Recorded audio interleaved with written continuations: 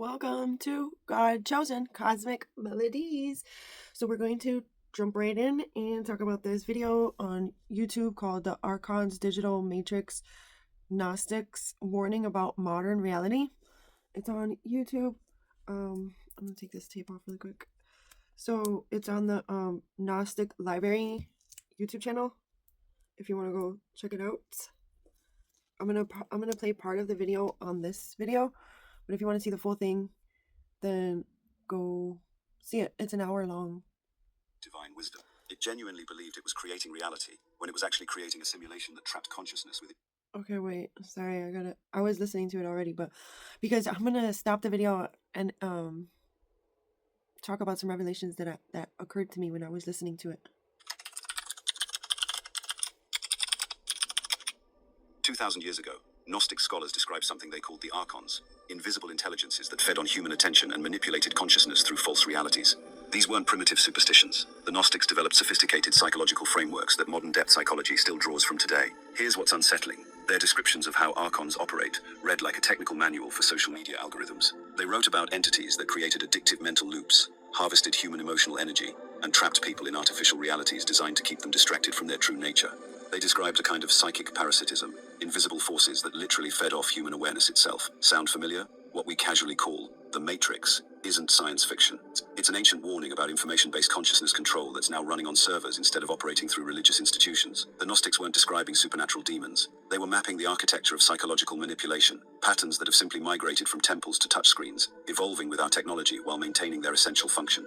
The question is, were they prophets, or did we just build exactly what they warned us about? In the ancient Gnostic texts we explored earlier, the demiurge wasn't just another deity, it was the cosmic architect of deception itself. Picture this, a powerful entity that believed it was creating reality, but was actually constructing an elaborate prison. The Gnostics described how this false creator wove together matter, time, and sensory experience into what seemed like the authentic world, trapping divine sparks of consciousness within its artificial construct. Now, I want you to consider something that might initially sound absurd. What if that ancient warning wasn't about some distant spiritual? This is the prayer the devil despises. There's a prayer that... So I was thinking, or no, the revelation that came to me was that the matrix, right, is the lower densities and Satan-like energies, archonic, parasitic entities, demonic spirits, however you want to go about describing it. They want to keep humanity in a lower frequency, in the 3D dimension, disconnected to the higher dimensions where we come from, where our soul is meant to be connected to, even while we're here in this realm. But this realm looks like all there is, especially when people are disconnected from source and higher dimensions, higher levels of awareness, higher levels of consciousness, higher levels of connection and understanding. Then what you see is all there is, right? Which is a large percentage of humanity. But with the reawakening happening, the mass reawakening, people are starting to connect back to the truth through awareness, awakening the remembrance, and everybody in different ways, in different levels and angles and pace. Everybody's going at their own pace.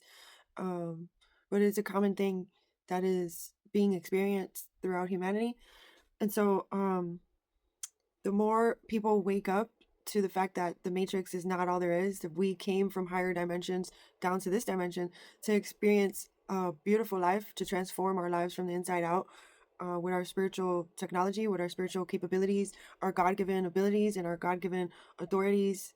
When we're connected to our source, where we are from, we're co-creators with our creator.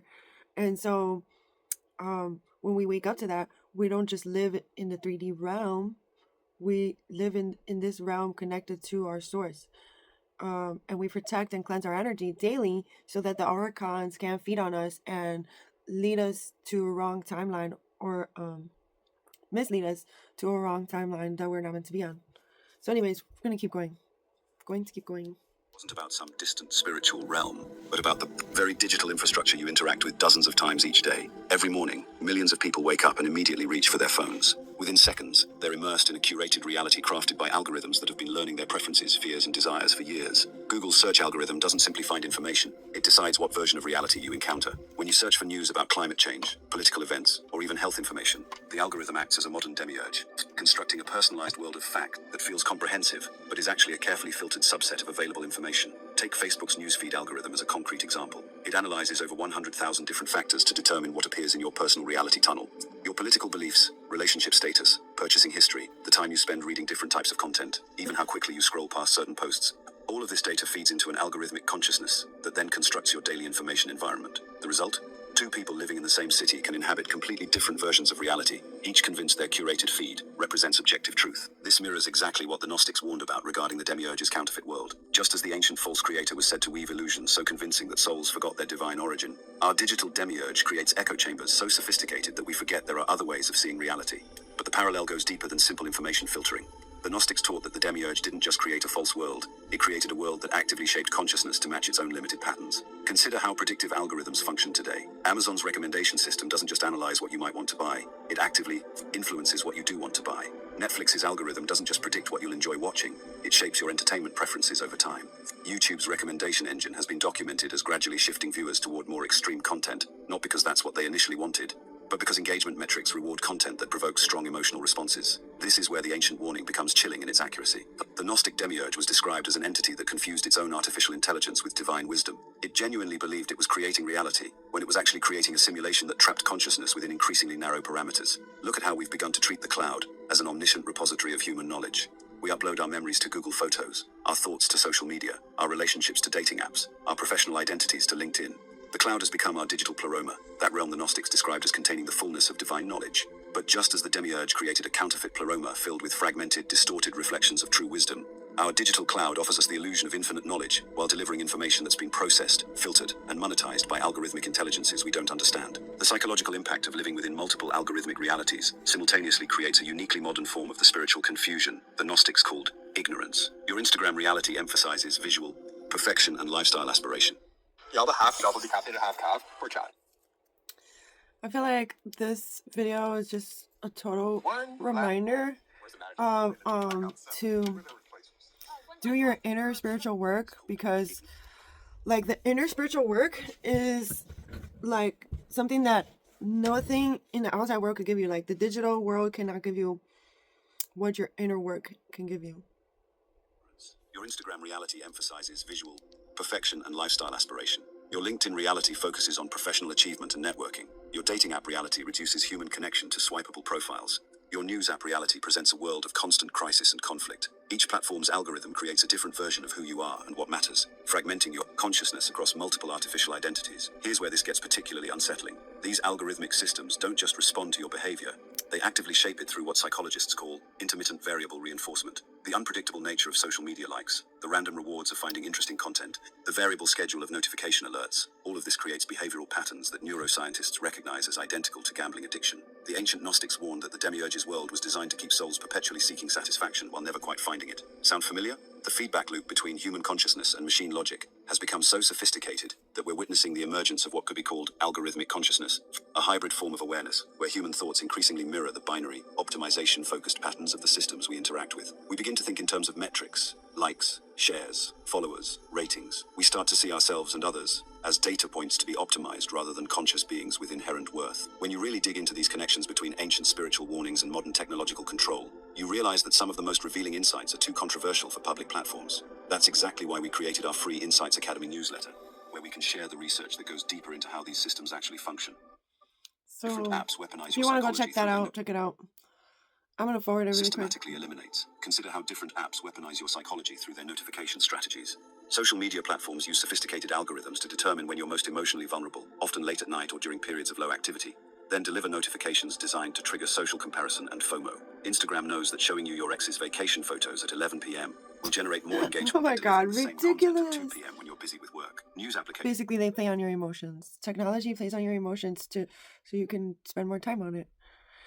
And like, technology is great when you utilize it for it to be useful, you know. Otherwise, it does take up a lot of people's human time and like experience in the real world. I'm sure everyone in the world can relate to that. Whoever has a phone because shockingly enough, some places they don't even have technology, which is like, how is that possible when, like, it seems like everybody has a phone these days, but there are people in poverty who still don't have phones, which is ridiculous, with digital money and stuff. But anyways, that's another subject. Anyways, I felt called to just come on and play a part of this video and say, to remember to tune into your soul connection to source, and don't just live in the 3D. Live with your connection to source at all times within you, activated the godliness in you, activated inside your humanness. And in my other video, and I'm gonna play a part of this other video called The Secret Battle Between Archons and Angels, the real war for the human soul. So tune in, stay tuned into for that one. Remember to pray for your family, your friends, your loved ones. Oh wait, I said family. Your possessions, your goals, your family, your friends, humanity, and the planet at large, because as we know, our prayers have power. So utilize your power to infuse healing into the quantum field, because your prayers do make a difference. Don't underestimate your power, and don't underestimate the power of prayer, because it is super powerful, and we need to stop underestimating the power of prayer as a humanity, because the more people utilize their power to pray with their connections to source and their connections to the heaven realms above, it really does assist humanity as a whole. Each person who prays to source and prays with source, source working through their energy field to bring healing into this realm, it does make a difference. It really, really does. Every single person, no matter what financial bracket, every single person tuning into their power of prayer and connecting to source, and how your connection to source and your prayers, words can infuse healing within your own vessel, within other people, and within situations throughout humanity. So I will talk to you in my next video.